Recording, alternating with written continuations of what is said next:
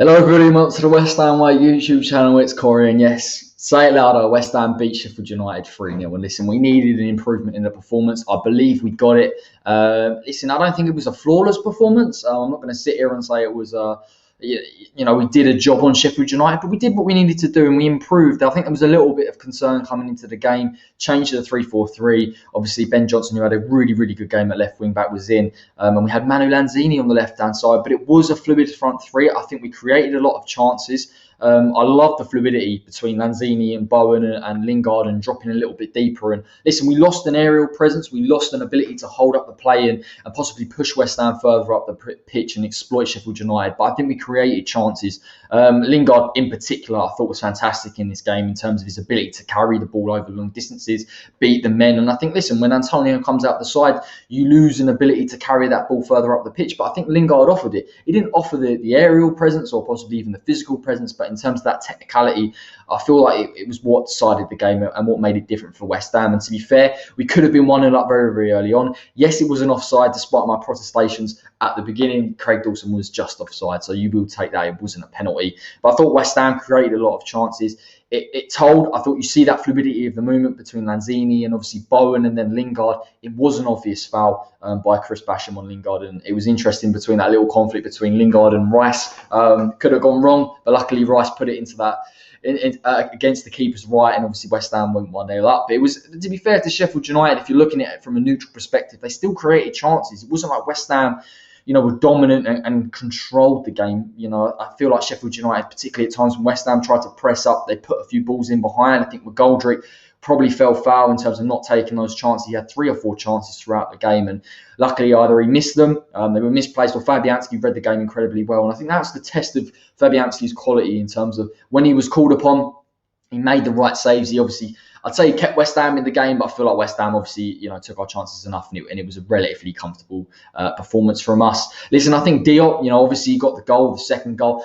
To be fair, I think in the first half there was a few shaky moments. You see the front two of Sheffield United, particularly Billy Sharp, trying to stretch West Ham a little bit, trying to play possibly even a little bit of counter-attacking football that I didn't give them the credit in terms of how they could play it. And maybe Diop got wrong-ended a few times, and they pressed Lundstrom forward, and they obviously created their chances. And there was a slight bit of concern that maybe Sheffield United could get back into this game. But listen, it's an absolute superb bit of quality from Aaron Creswell. And it's a fantastic header from Issa Diop, and I'm happy for him. Listen, he's going to be in this side. Particularly if you play that 3-4-3 for the next month or so, particularly when Angelo's out. And he needs that confidence. I thought his second half performance was very, very much improved. I thought he read the game very well, drew fouls out of the likes of Billy Sharp and took pressure off West Ham, particularly going forward. That goal is a superb goal. Nothing that Sheffield United keeper could have done about it. It could have been 3-0 a lot earlier. I think Soufal had a one-on-one chance. I'm convinced that he wasn't sure why he was in that position. And it is a relatively good save from Ramsdale, but I think West Ham, we reverted to that low block at times. We were defensively, I think we were capable enough in terms of keeping Sheffield United in those deep areas. And when they did break those lines, obviously when Noble came on, I think we lost a little bit in terms of that attacking intent, and maybe invited Sheffield United on a little bit. They had a couple of chances, but West Ham, by and large, were comfortable. And it was good to see Ben Rama come on. Listen, from the start, I said he should have been the man starting on that left-hand side instead of Manu. But in a fluid front three, maybe there's an excuse for it. I thought we created a lot. Ben Rama, I thought in terms of his ability to drag that Sheffield United defence out of position and create a little bit more. You see particularly for that third goal in terms of dragging them out, putting it on a plate to Fredericks, who by all rights shouldn't have even really have been in that position. But the composure that he showed, the criticisms I have of him technically, he put him to bed, he put it past Ramsdale, and he made it 3-0 West Ham. And I'm really ecstatic about that performance. I think we saw a return in energy levels. I think the team adapted very, very well in a side that obviously without Mikel Antonio possibly struggled to change his system as well. The team adapted very well too. I think, we took our chances when we needed to.